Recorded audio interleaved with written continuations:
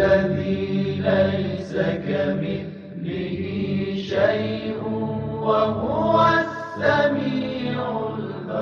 اعوذ باللہ من الشیطان الرجیم، بسم اللہ الرحمن الرحیم وبہ نستعین انہ خیر ناصر و معین وصلی اللہ علی سیدنا محمد وآلہ الطیبین الطاہرین۔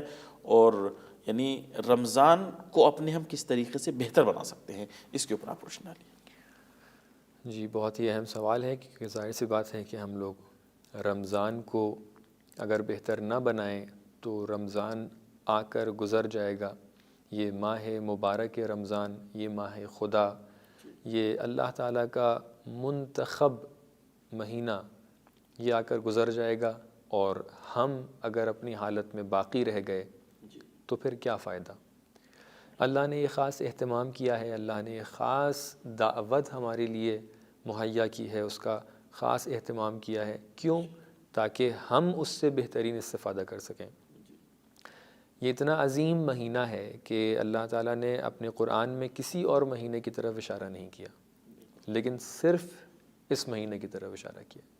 تو لہٰذا بہت ضروری ہے کہ ہم یہ اس چیز کے اوپر توجہ کریں کہ ہم کیسے اپنے اس مہینے کو، اس ماہ رمضان کو ہم کیسے آ کر اچھے سے اچھا بنا سکتے ہیں، کیسے آ کر بہترین طریقے اس میں اپنا سکتے ہیں۔ ظاہر سی بات ہے، فَاسْأَلُوا أَهْلَ الذِّكْرِ إِن كُنتُمْ لَا تَعْلَمُونَ، اگر ہمیں اس حوالے سے کسی سے پوچھنا ہو تو بہترین شخصیات اور بہترین ذوات ہمارے لیے اہل بیت علیہم السلام کی ذات ہیں، کہ جن سے ہم پوچھ سکتے ہیں کہ ہم رمضان میں ایسا کیا کریں۔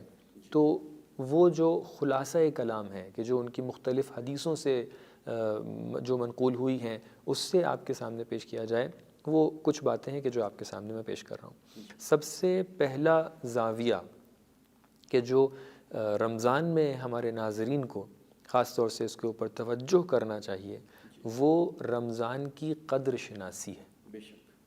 یعنی رمضان کی امپورٹنس کو، اس کے سگنیفیکنس کو ہم سمجھیں۔ انسان کسی بھی چیز کے حوالے سے تب بہترین استفادہ کر سکتا ہے کہ جب اس کی اہمیت کو سمجھے۔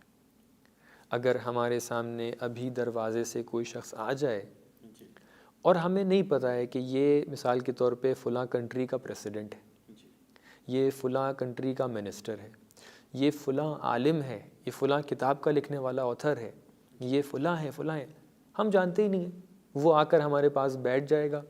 ہو سکتا ہے کہ ہم لوگ آپس میں بیٹھ کر کچھ دیر تک کی گفتگو بھی کریں، ادھر ادھر کی باتیں کرنے کے بعد وہ چلا جائے گا۔ اور اگر ہم ایک یعنی اجنبی ہونے کی حیثیت سے اس کا احترام بھی کریں گے، لیکن پھر بھی جو احترام کا حق ہے وہ ادا نہیں کر پائیں گے، ادا نہیں کر پائیں گے، کیونکہ ہمیں معرفت نہیں ہے اس کی، کچھ معرفت نہیں ہے، اس لیے ہم کچھ نہیں کر پائیں گے۔ لیکن اگر ہم سے یہ کہہ دیا جائے کہ یہ جو شخص آنے والا ہے یہ آپ کے محلے کا ایک بڑا آدمی ہے، تو ہم تھوڑا سا اس کے لیے پریپیئرڈ ہو جائیں گے۔ اگر ہم سے کہہ دیا جائے کہ نہیں آپ کے شہر کا ایک منسٹر ہے، یہ کہہ دیا جائے آپ کے شہر کے سب سے بڑے عالم دین ہیں، یا کہہ دیا جائے آپ کے شہر کے سب سے اچھے پروفیسر ہیں، تو ہم ایک اور لیول اپنے لیے اپنے آپ کو اپ گریڈ کر لیں گے۔ تو لہٰذا سب سے پہلا مرحلہ یہ ہے کہ ہم قدر شناسی کریں، ہم قدر جانیں کہ جس چیز کے لیے اللہ نے اتنا اہتمام کیا ہے، صرف ایک مہینے کا ذکر کیا ہے، وہ ماہ رمضان۔ اللہ نے اتنا احترام کیا ہے کہ آپ کے لیے کہا ہے کہ آپ ضیافت اللہ پہ آئے ہوئے ہیں، آپ اللہ تعالیٰ کی مہمانی اور میزبانی پر آئے ہوئے، اللہ تعالیٰ نے آپ کو دعوت کی ہے کہ آپ آئیے، اس میں آپ کی روح اور آپ کے جسم کی دعوت ہے۔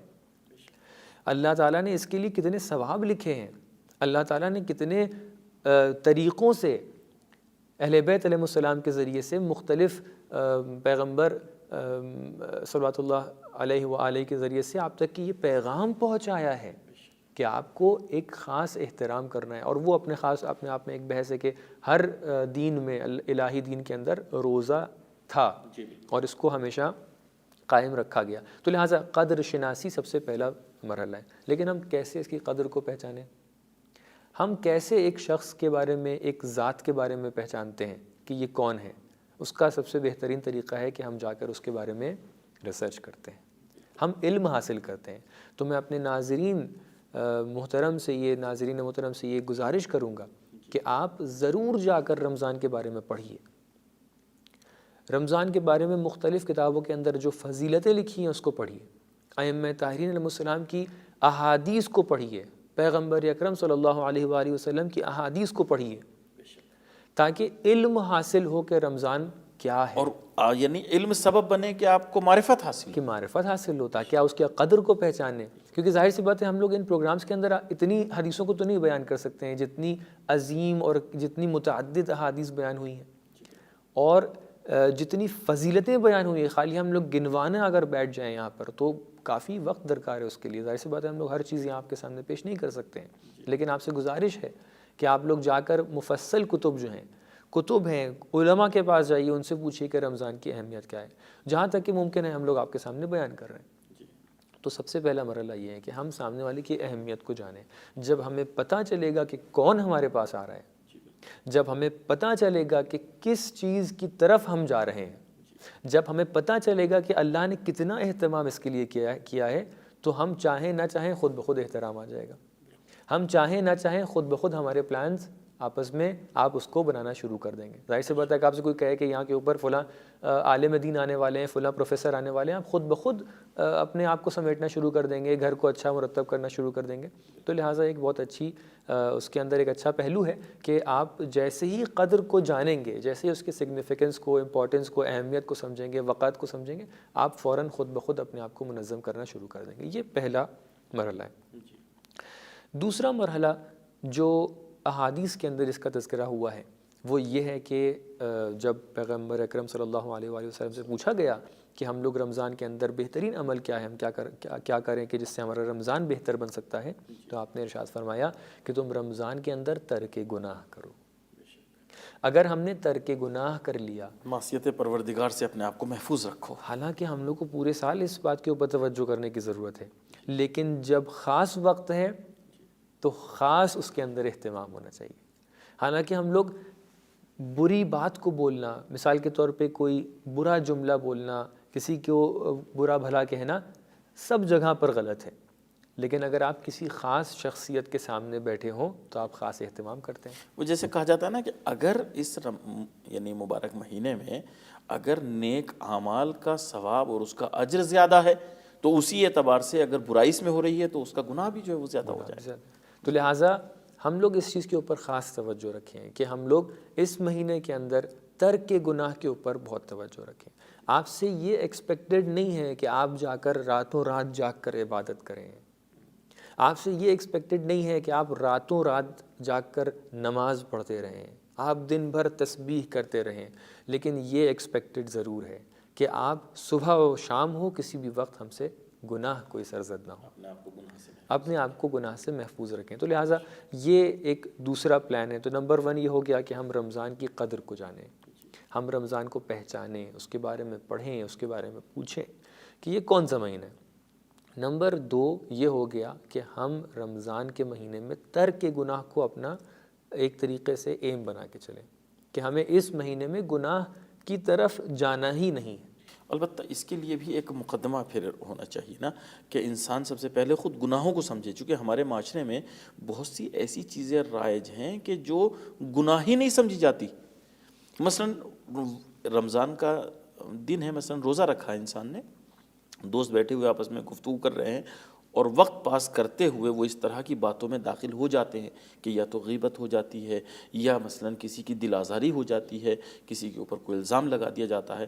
تو یہ ایسی چیزیں ہو جاتی ہیں کہ اب وہ ثواب وہ بالکل خود بخود یعنی گناہ وہ میں جو تبدیل ہو جاتا ہے. مکمل روزہ انشاءاللہ اس کی طرف اشارہ کریں گے کہ مکمل روزہ جو ہے اس سے ہم دور ہو جاتے ہیں. یعنی ہمیں جو اپنا ایم بنا کے چلنا تھا، ہمیں ایک اپنا مقصد بنا کے چلنا تھا کہ ہم ترک گناہ کریں، لیکن کبھی کبھی ایسا ہوتا ہے کہ ہم اپنے گناہ تک کے آ کر اس گناہ بلکہ کچھ گناہ روزے کے ٹوٹنے کا سبب بن جاتے ہیں. مثلا غیبت مثلا اگر آپ کے اللہ تعالیٰ یا معصومین علیہ السلام کی طرف کوئی بھی غلط نسبت دے دیں تو آپ کا روزہ ٹوٹ جائے گا، مثال کے طور پہ. اسی طریقے کی دوسری باتیں. تو دوسرا قدم یہ ہو گیا. اب اس کے اندر ہمیں بہت خیال رکھنے کی ضرورت ہے کہ ہم بہت سی جگہ پہ ہوتا ہے اسباب فراہم کرنا ہی ایک طریقے سے خود اپنے آپ کو گناہ میں ڈالنا ہے. آپ مثال کے طور پہ فرض کیجئے، میں ایک چھوٹی سی مثال دوں. آپ فرض کیجئے کہ ایک انسان ہے کہ جو فرسٹ فلور پہ گیا ہے اور وہاں سے وہ کود گیا ہے. اب جب وہ فرسٹ فلور سے کود کر زمین تک کے آنے میں جو فاصلہ ہے، اس میں بیچ میں ایک دم سے وہ سوچے اور وہ پشیمان ہو جائے کہ ہمیں نہیں گرنا چاہیے. کوئی فائدہ نہیں ہے. اب کیا فائدہ ہے؟ کیوں؟ کیونکہ آپ نے اس سے پہلے اسباب فراہم کر دیے. کیونکہ آپ نے اسباب فراہم کر لیے ہیں تو اب اگر آپ وہاں پر سوچ بھی جائیں کہ یہ ہمارا کام غلط ہے, ہمیں پلٹ کے بھی جانا ہو, تو آپ فرسٹ فلور واپس نہیں جا سکتے. اور سوچنا نہیں, خالی کہہ بھی دیں, معافی بھی مانگے, خدایا اب غلطی ہو گئی, اب معاف کر دے.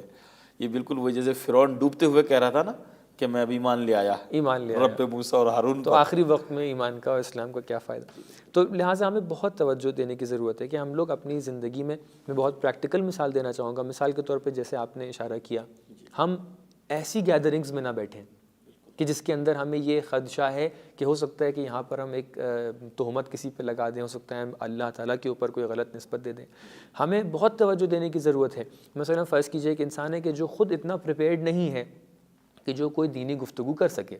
عوام کے درمیان میں سے کچھ لوگوں کو یہ ایک شوق ہوتا ہے کہ دینی گفتگو کی جائے, دینی معلومات بڑھائی جائیں, اور میں اس چیز میں اپنے ناظرین کو یہ پیغام دینا چاہوں گا کہ یہ بہت اچھا شوق ہے. یعنی آپ اگر دین کی تبلیغ کر رہے ہیں تو بہت اچھا کام ہے, لیکن یہ آپ کا دھیان رہے کہ اگر عام دنوں میں اگر کہیں غلطی سے آپ یہ کہہ دیں کہ فلاں آیت قرآن کے اندر ہے اور نہ ہو, فلاں حدیث پیغمبر نے ارشاد فرمائی ہے اور انہوں نے ارشاد نہ فرمائی ہو, اگر فلاں حدیث کی نسبت امام کی طرف دے رہے ہیں, انہیں ارشاد نہیں فرمائی ہے, تو کوئی مسئلہ نہیں تھا. آپ کو ایک گناہ تو ہے, زیادہ گناہ ہے, ایک گناہ جی ہے, بالکل, لیکن آپ کا روزہ باطل نہیں ہو رہا تھا. لیکن ابھی آپ رمضان کے دن میں جب روزے دار ہیں, تو روزے دار اگر کوئی ایسا کام کر دے, میں جان رہا ہوں کہ آپ کی نیت اچھی ہے, آپ کی نیت تو یہ ہے کہ آپ دین کا پیغام پہنچا دیں, آپ کی نیت یہ ہے کہ سامنے والے تک کہ حدیث پہنچا دیں, لیکن اگر کہیں چھوٹی سی غلطی ہو گئی تو معلوم ہوا آپ کوئی پیغام بھی نہیں پہنچا پائے اور آپ ہی کا نقصان ہو گیا, روزہ بھی باطل ہو گیا, گناہ کے مرتکب ہو گئے. تو لہٰذا ہم اس چیز پہ توجہ کریں کہ ہم ایسے اسباب ہی فراہم نہ کریں, ہم ایسی چیزوں کی طرف جائیں ہی نہ کہ جہاں پر ہمیں پتہ ہے کہ ہم ایک گناہ کے اندر پڑنے والے ہیں. ہم کوشش کریں کہ جتنی بھی ڈسکشنز ہیں اس کو ایسے موڑ کی طرف آنے سے پہلے ہی روک دیں کہ کہیں ایسا نہ ہو کہ ہمیں علم نہ ہو اور اس کے اندر ہم انٹر ہوئے جا رہے ہیں. تو لہٰذا یہ بہت ضروری ہے کہ ہم رمضان کے اندر, کیونکہ ہمیں ترک گناہ کرنا ہے. اور شاید معاف کیجیے گا, یہ جو کہا گیا ہے کہ نومکم فیہ عبادہ, تمہاری نیند اس میں ثواب ہے, تو ہو سکتا ہے اسی چیز کی طرف ہو, بہت اشارہ ہو سکتا ہے. جی, ورنہ تو یہ نہیں ہو سکتا کہ ایک انسان قرآن کی تلاوت کرنا چاہتا ہے رمضان کے مہینے میں تو کہا جائے کہ اس سے بہتر تمہاری نیند ہے. یہ نہیں ہے, بلکہ تم اگر سو رہے ہو تو وہاں گناہوں سے محفوظ ہو, اس لیے تمہارا سونا اس میں جو ہے وہ عبادت ہے. بالکل, یعنی آتا اس طریقے سے بھی حدیث کے اندر آیا ہے کہ اگر انسان چپ ہے تو ایک تسبیح کا ثواب مل رہا ہے. تو کیوں چپ ہے تسبیح کا ثواب مل رہا ہے؟ کیونکہ امکان ہے کہ اگر ہم انسان بولے تو اس کے اندر کوئی خطا ہو جائے. تو لہٰذا ہم اپنے ناظرین سے یہ کہنا چاہیں گے کہ وہ اس طریقے سے اپنے شیڈیولز کو پلان کریں, اس طریقے سے اپنے دن کو پلان کریں کہ وہ ان سب چیزوں کو اوائڈ کریں کہ جہاں پر اسباب فراہم ہو جائیں کہ آپ کوئی گناہ میں ملوث ہو جائیں. مثال کے طور پہ فرض کیجئے آپ ایسی جگہ پر نہ جائیں جہاں پر آپ کو پتہ ہے کہ کوئی ایسا چینل لگنے لگے گا کہ جہاں پر آپ کے کان, آپ کی آنکھیں کوئی غلط چیز دیکھ لیں. ایسی جگہوں کے اوپر نہ جائیں کہ جو ایسی گیدرنگز ہیں جہاں پر آپ سے پاسبلی ہو سکتا ہے کہ وہاں پر کوئی ایسی غلط بات بول دی جائے اللہ تعالیٰ کی بنسبت, ائمہ طاہرین کے بنسبت. ایسی گیدرنگز میں نہ جائیں کہ جہاں کے اوپر پاسبلٹی اس چیز کی ہے کہ جہاں پر آپ کو کوئی غلط چیز آپ کی زبان سے آ جائے. تو لہٰذا ہم کوشش یہ کریں کہ اپنے آپ کو بہت پریکٹیکل بنا کر, اپنے آپ کو ایک دم پری پلانڈ کہ ہمیں کیسے روزہ گزارنا ہے, ہمیں یہاں سے روزہ شروع کرنا ہے, یہاں پہ ختم کرنا ہے, ہمیں ایک دم محسوس طور پہ پتہ ہونا چاہیے ہمیں کیا کرنا ہے کیا نہیں کرنا ہے. تو یہ تیسرا قدم تھا کہ جو روزے کے درمیان یا رمضان کے جو پورا مہینہ ہے ماہ رمضان کے اندر ہمیں کس طریقے سے گزارنا ہے. اچھا قبلہ, میں یہ عرض کروں آپ کی خدمت میں کہ یہ ایک پوائنٹ بہت اہم ہے, ناظرین کو اس کی طرف توجہ دینی چاہیے. چونکہ ہمارے یہاں دیکھنے میں کیا آتا ہے کبھی کبھی کہ بچے نے روزہ رکھ لیا, اب اس کو دن کسی طریقے سے پورا کرنا ہے, افطار تک اپنے آپ کو پہنچانا ہے. یہ روزہ نہیں ٹوٹنا چاہیے, یعنی جو کھانا اور پینا ہے وہ اس سے, یعنی اس سے محفوظ رہے. اب وہ اس وقت گزارنے کے لیے کیا کرتا ہے اس کی طرف توجہ نہیں دیتے, نہ جانے کتنے گناہوں کا مرتکب بن جاتا ہے. کبھی کبھی پتہ چلا ایک فلم دیکھ رہا ہے وہ, یعنی جو نازیبہ فلم ہے, کوئی اسلامی فلم نہیں ہے, کس لیے دیکھ رہا ہے؟ اس لیے تاکہ اس کا ٹائم پاس ہو, اس کا روزہ کٹ جائے. تو لہٰذا ہم لوگ اس کے لیے پلان بنا سکتے ہیں. جی بالکل. والدین کے اوپر ضروری ہے کہ اگر وہ امکان اس چیز کا دے رہے ہیں, ایک پاسبلٹی ان کی نظر میں آ رہی ہے کہ ہو سکتا ہے کہ بچہ یہ کہے کہ ہمیں فلم دیکھنی ہے, تو آپ رمضان سے پہلے اہتمام کریں, اسلامی فلمز لے کر آئیے. ایسا کانٹینٹ فراہم کریے کہ جو بچہ رمضان کے اندر جب روزے دار ہے تو بیٹھ کر کچھ سیکھے، سیکھے اور کم سے کم گناہوں سے محفوظ رہے، ایٹ لیسٹ یہ گناہ سے محفوظ رہے. جی بالکل. اور اگر سیکھ جائے تو کیا اچھی بات ہے، بالکل بہت اچھا ہو جائے گا. جی. تو خیر یہ ایک تیسرا مرحلہ تھا کہ قبلہ میں آپ سے ایک سوال کرنا چاہوں گا. رمضان کو چونکہ کہا جاتا ہے ربیع قرآن، بہار قرآن، یعنی ایک خاص رمضان المبارک کو ایک خاص کیا کہا جائے مناسبت اور ایک خاص رابطہ ہے قرآن کے ساتھ، چونکہ نازل بھی اسی میں ہوا ہے، قرآن کریم رمضان میں نازل ہوا ہے. تو آپ سے جاننا چاہیں گے کہ قرآن کے حوالے سے جو ہم خدمات رمضان میں انجام دے سکتے ہیں اس کا کیا ثواب ہے، کیا اجر ہے، اور کن کن طریقوں سے وہ جو ہے خدمت ہو سکتی ہے. بہت ہی اچھا ٹاپک ہے کہ ہم رمضان کے اندر قرآن کے حوالے سے کیا کنسیڈریشنز ہمارے ہو سکتے ہیں، کیا اہتمام کر سکتے ہیں.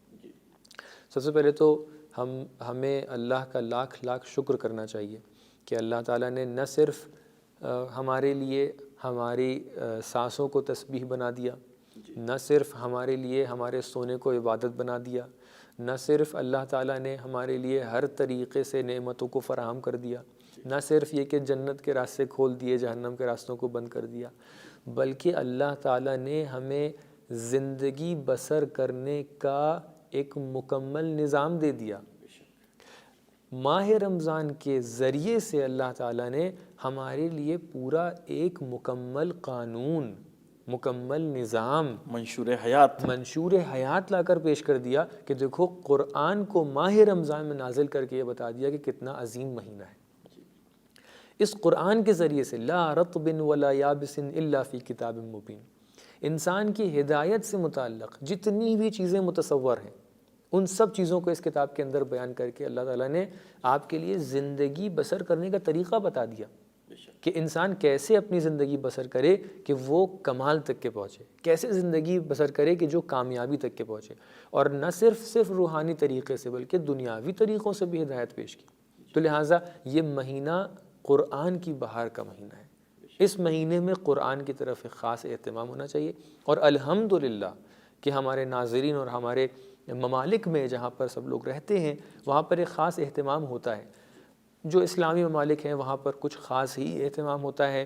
مثال کے طور پہ قرآن خوانی ایک بہت ہی بڑے لیول پر ہوتی ہے، اور جن ممالک کے اندر اتنے خاص اہتمامات نہیں ہیں وہاں پر الحمدللہ مسلمین اپنی حد تک کے خاص اہتمام کرتے ہیں، اور یہ ایک بہت ہی کوشش کی جاتی ہے. بالکل بہت ہی اچھا عمل ہے الحمدللہ اس حوالے سے. لیکن کچھ پوائنٹس یہاں پر ہم لوگ کو کنسیڈر کرنا بہت ضروری ہے. بہرحال تلاوت قرآن کے لیے تو جتنا بھی میں اس کی فضیلت میں آپ کے لیے بیان کروں، مخصوصاً اگر حفظ قرآن کی بات ہو، اس کے بعد حفظ کر کے ہمارے ناظرین کو بتائیں کہ احادیث میں اس طریقے سے آیا ہے کہ جنت میں جانے کے بعد انشاءاللہ تعالی ہم سب وہاں پر پہنچنے کے بعد وہاں کا یہ مرحلہ ہے کہ آیات قرآن جس کو حفظ ہیں، جس نے میمورائز کر لی ہیں، وہاں کا یہ مرحلہ ہے کہ اقرأ فرقہ، کہ آپ ایک آیت پڑھیے اور ایک رتبہ اور اوپر چلے جائیے، ایک مرحلہ اور اوپر چلے جائیے. تو کتنا بڑا، کتنا عظیم مرحلہ ہے کہ اگر انسان کو ایک آیت، مثال کے طور پہ ہم نے آیت پڑھی بسم اللہ الرحمن الرحیم، ہمارا ایک رتبہ اوپر چلا گیا. ہم نے پھر آیت پڑھی ایک کلاس اوپر چلا، ابھی اکانومی کلاس میں تھے تو اب بزنس کلاس میں آ گئے. پھر ہم نے ایک آیت پڑھ لی الحمدللہ رب العالمین، پھر ایک رتبہ اوپر چلا گیا. تو کتنا آسان ہے. ابھی آپ کو الحمدللہ اتنی آیتیں محفوظ ہیں آپ کے ذہن میں، الحمدللہ آپ کو اتنی آیتیں آتی ہیں. تو قبلہ کیا یہ صرف حفاظ کے لیے ہے، حافظوں کے لیے نہیں؟ ہم سب حافظ بن سکتے ہیں. تو یہ کہ ہم جو اپنی زندگی میں قرآن کریم کی تلاوت کر رہے ہیں تو اس کا اجر ہمیں وہاں پہ مل رہا ہے کہ ہر آیت کے اجر تو مل رہا ہے. حدیث میں اس طریقے سے آیا ہے کہ انسان جب تلاوت قرآن کرتا ہے، اور قرآن کی نعمت، میں آپ کو تھوڑا سا اس کو منفی پہلو سے بھی بیان کر دیتا ہوں لیکن اس کے اندر بھی ایک مثبت پہلو شیرینی ہے کہ روز قیامت اگر کسی نے ایک کوئی آیت حفظ کی ہے اور وہ بھول گیا ہے مثال کے طور پر، تو روز قیامت جیسے ہی وہ پہنچے گا وہاں پر دیکھے گا ایک بہت ہی عظیم نور کا مجسمہ ہے، اور اتنا وہ خوبصورت ہے، اتنا وہ دل کو لبھانے والا ہے کہ یہ بار بار پوچھے گا یہ کون ہے. تو اس کو آخر میں یہ بتایا جائے گا یہ وہی قرآن ہے کہ جس کو آپ نے حفظ کیا تھا. اب اس کے دوسرے پہلوؤں کو چھوڑتے ہوئے لیکن میں کہنا یہ چاہ رہا ہوں کہ آپ روز قیامت اس چیز کی حسرت میں اگر کہیں رہ گئے کہ کاش میں نے وہ سورہ حفظ کر لیا ہوتا تو کیا ہوگا. اور یہ ضروری نہیں کہ مثلا حافظ کل قرآن بنے، جتنا کر سکتے ہیں آپ جتنا کر سکتے ہیں کریے. تو لہٰذا ہم ناظرین محترم کی خدمت میں بھی یہ بات پیش کرنا چاہیں گے کہ آپ جتنی قرآن کو حفظ کر سکتے ہیں، ایک آیت حفظ کر سکتے ہیں اس ایک آیت کو حفظ کریں. ایٹ لیسٹ یہ کہ آپ کل کو جنت میں انشاءاللہ وہاں پر ایک آیت پڑھ کے آپ ایک رتبہ اوپر چلے جائیں گے. تو لہٰذا اس مہینے کے اندر ایک خاص اہتمام ہمیں قرآن کی طرف کرنا ہے. لیکن ہم قرآن کے حوالے سے یہ بات بیان کرنا چاہیں گے کہ کبھی کبھی ایسا تصور ذہن میں آتا ہے کہ اگر ہم قرآن ختم نہیں کر سکتے ہیں. جی بالکل یہ ہوتا ہے، کمپٹیشن ہوتا ہے ہمارے یہاں کہ بھائی ہم نے 4 قرآن ختم کیے ہیں رمضان میں، 4 قرآن ختم کیے، تو آپ نے کتنے کی ہیں؟ تو یہاں پر ایک تو اچھا پہلو ہے کہ کوئی کہتا ہے کہ ہم نے 4 قرآن ختم کیے ہیں تو آپ کے لیے بہت اچھی بات ہے. لیکن جو انسان قرآن ختم نہیں کرتا ہے تو وہ سوچتا ہے کہ جیسے ہم نے کچھ نہیں کیا. یا پھر ایک چیز اور بھی ہو سکتی ہے نا کہ ان آداب کی رعایت کرتے ہوئے اگر کیے ہیں تو بہت اچھا ہے، اگر پورے آداب انہوں نے رعایت کیے ہیں. لیکن کبھی کبھی ہوتا ہے کہ صرف ہمیں ایسا دل چاہتا ہے کہ کمپٹیشن ہے ختم کر لیں. تو کئی پوائنٹس ہو گئے. پہلا پوائنٹ یہ ہے کہ ہمارے ناظرین کبھی بھی یہ نہ سوچیں کہ اگر ہم قرآن ختم نہیں کر سکتے ہیں تو ہم شروع بھی نہ کریں. نہیں، یہاں پہ کوئی کمپٹیشن نہیں ہے. فَقْرَؤُوا مَا تَيَسَّرَ مِنَ الْقُرْآنِ، جتنا آپ قرآن پڑھ سکتے ہیں اتنا قرآن پڑھیں، جتنا ممکن ہے آپ اتنا پڑھ لیجیے. جتنا ممکن ہے، جتنا زیادہ کرتے جائیں گے اتنا زیادہ آپ کے لیے فائدہ مند ہے. لیکن اگر آپ ایک آیت پڑھ سکتے ہیں تو آپ ایک ہی آیت پڑھیے. اور مخصوصاً جو آپ نے اشارہ کیا، یہ دوسرا پوائنٹ ہو گیا، جو قرآن آپ پڑھ رہے ہیں وہ آداب کے ساتھ پڑھیے. قرآن کی تلاوت کے آداب کیا ہیں؟ قرآن کی تلاوت کے آداب یہ ہیں کہ آپ باوضو ہو کر آپ قرآن پڑھیے. قرآن کی تلاوت کے آداب یہ ہیں کہ جب آپ قرآن پڑھ رہے ہیں تو ان کی معانی کی طرف بھی آپ کی توجہ رہے. قرآن کی آداب کے تلاوت کے آداب یہ ہیں کہ جب آپ قرآن پڑھ رہے ہیں تو ان کو اپنے عمل میں بھی منعکس کرنے کی کوشش کریے، عمل کے اندر بھی آپ جو اس کو امپلیمنٹ کریے. تو لہٰذا قرآن کے جو آداب ہیں انشاءاللہ اس کے اوپر کبھی اور موقع ملا تو گفتگو کریں گے تفصیل سے. لیکن کوشش یہ کی جائے کہ ہم اگر پورا قرآن ختم نہیں بھی کر سکتے ہیں تب بھی یہ مت سوچیں کہ ہم شروع ہی نہ کریں. نہیں، آپ جتنا پڑھ سکتے ہیں اتنا پڑھیے. اور یہ قرآن جو آپ پڑھ رہے ہیں اس کو آداب کے ساتھ پڑھیے تاکہ وہ آپ کی زندگی میں آپ کے لیے ایک مائع حیات بنے، آپ کے لیے ایک نور کا کردار نبھا سکے اور آپ کے لیے ایک طریقے سے آپ کے لیے مشعل راہ بنے. اور معاف کیجیے گا آپ کی بات کو یہاں پہ روکتے ہوئے، بڑے افسوس کے ساتھ یہ کہنا پڑ رہا ہے، اور آج واقعاً یہ وقت آ گیا ہے کہ ہم دیکھتے ہیں، ہمیں متوجہ کرنے کے لیے سوشل میڈیا پہ اس طرح کی کلپس آتی ہیں اور اس طرح کے بیانات آتے ہیں کہ قرآن ہمارے یہاں جو ہے وہ بالکل واقعاً مہجور ہے، جیسا کہ کہا گیا ہے نا کہ ہم واقعاً اس کی تلاوت نہیں کرتے ہیں. اور رمضان میں بھی یہ تو خطاب سب سے ہے کہ فقرؤوا ما تیسر من القرآن، اس میں مرد اور عورت کی قید نہیں ہے. لیکن ہماری خواتین میں جو جذبہ پایا جاتا ہے وہ مردوں میں نہیں ہوتا ہے. انشاءاللہ ہم لوگ اس پروگرام کے ذریعے سے درخواست کرتے ہیں کہ یہاں پر اللہ تعالیٰ فرماتا ہے کہ بہرحال بہت سی چیزوں میں کمپٹیشن شاید اچھا نہ ہو، لیکن ان چیزوں میں بالکل ضروری ہے، اچھا ہے. فاستبقوا الخیرات، فاستبقوا الخیرات، سارعوا الی مغفرۃ من اللہ. تو لہٰذا بہت ضروری ہے کہ ہم لوگ ان سب چیزوں کے اندر ایک دوسرے کو شوق دلائیں. اگر فیملی ممبرز میں اگر آپ یہ دیکھ رہے ہیں کوئی نہیں پڑھ رہا ہے تو کوئی ایک آدمی انیشیٹو لے لے، آ کر گھر کا جو مرد ہے، باپ ہیں، وہ آ کر پہلے قرآن پڑھنا شروع کر دیں تو آپ کے ساتھ بچے بھی آگے آئیں گے. اگر بچے یہ دیکھ رہے ہیں کہ گھر والے نہیں پڑھ رہے ہیں تو بچوں میں یہ جذبہ ہو جائے، ایک دم سے شوق ہو جائے، وہ آگے بڑھ کے آ جائیں.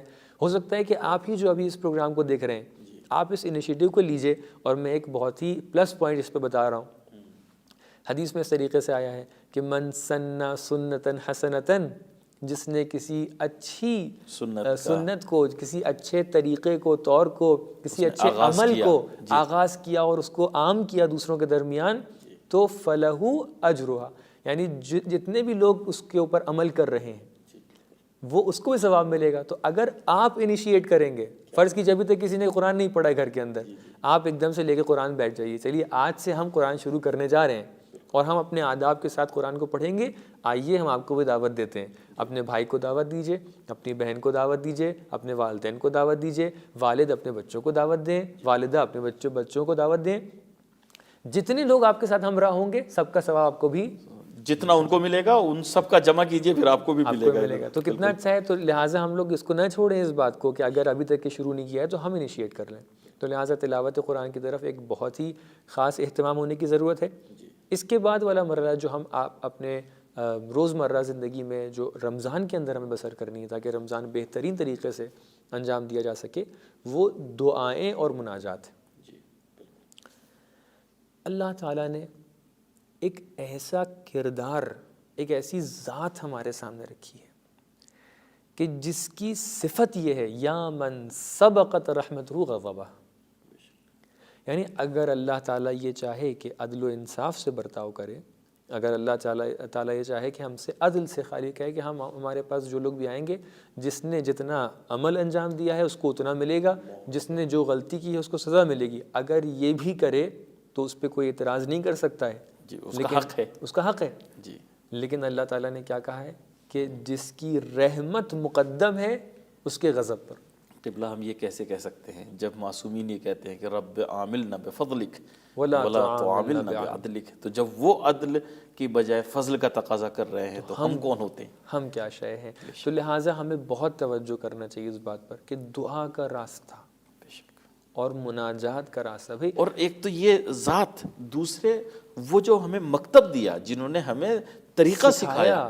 پوری دنیا میں کوئی مکتب ایسا نہیں ہے کہ جو دعا کا سلیقہ ہمیں اہل بیت اطہار نے سکھایا۔ آپ نے سلیقے کی بات کی، بہت اچھا پوائنٹ ہے، ابھی میرے ذہن میں یہ ایک نقطہ آ رہا ہے کہ جو تعلیمات اہل بیت علیہ السلام میں سے ہے وہ کیا ہے کہ ہم لوگ کبھی کبھی یہ سوچتے ہیں کہ ہم لوگ ایک کام کر رہے ہیں اور وہ اچھا کام ہے، کبھی کبھی اہل بیت علیہ السلام ہمیں کچھ سکھاتے ہیں۔ البتہ ہو سکتا ہے کہ ہمارے ناظرین سوچیں کہ فلاں دعا کے اندر تو ایسا نہیں ہے، لیکن کبھی ایک خاص پوائنٹ کسی خاص دعا میں کسی خاص لہجے میں ہوتا ہے۔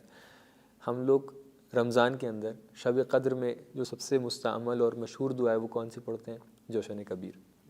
ہم لوگ دعائیں جوشن کبیر جو شبائے قدر میں پڑھتے ہیں، کبھی کبھی یہ ہوتا ہے ہم اللہ کو ایک مرتبہ پکارتے ہیں، ہم نے نماز پڑھی کہا یا اللہ ہمیں یہ دے دے، ہمیں گھر دے دے، ہمیں گاڑی دے دے، ہمیں یہ دے دے، بینک بیلنس دے دے، فلاں دے دے، ایک آواز دے کر ہم چاہتے ہیں دنیا بھر کی چیزوں کو مانگ لیں۔ لیکن آپ دیکھیں امام یہ طریقہ سکھا رہے ہیں کہ دیکھو دعا کا سلیقہ یہ ہے کہ اللہ کو 1000 بار پکارو اور ایک دعا مانگو، خلصنا من النار یا رب، بار بار مختلف ناموں سے، کہ جس کے اندر اسماء الہی، اسماء اعظم الہی موجود ہیں، بار بار پکار کے کیا کہہ رہے ہیں؟ خلصنا من النار یا رب۔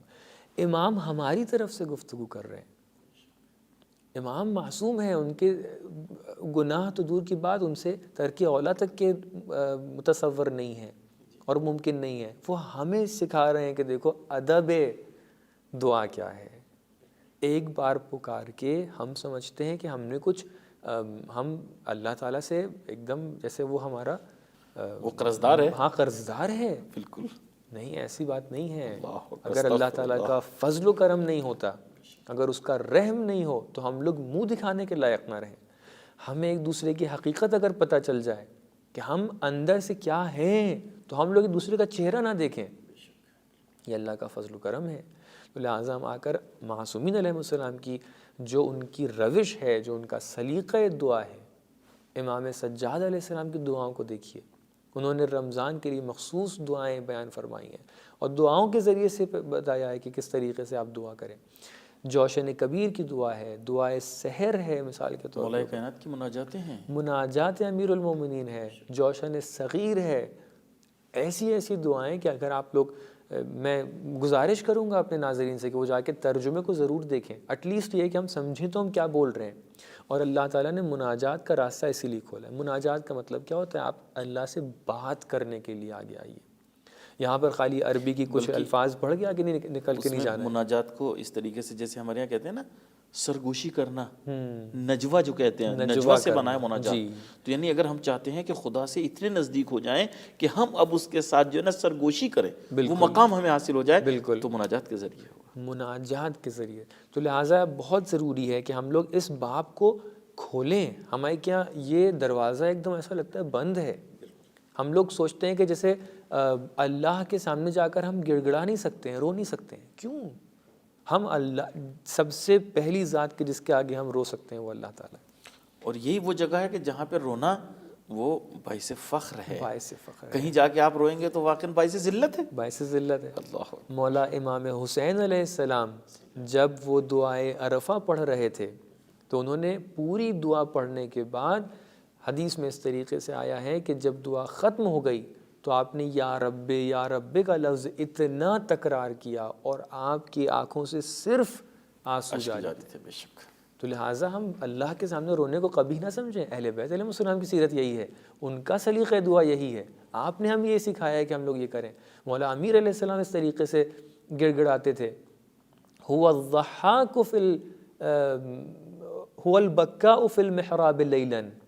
امام علی علیہ السلام کی صفت کیا ہے کہ وہ بکا تھے, بہت رویا کرتے تھے محراب میں رات کو.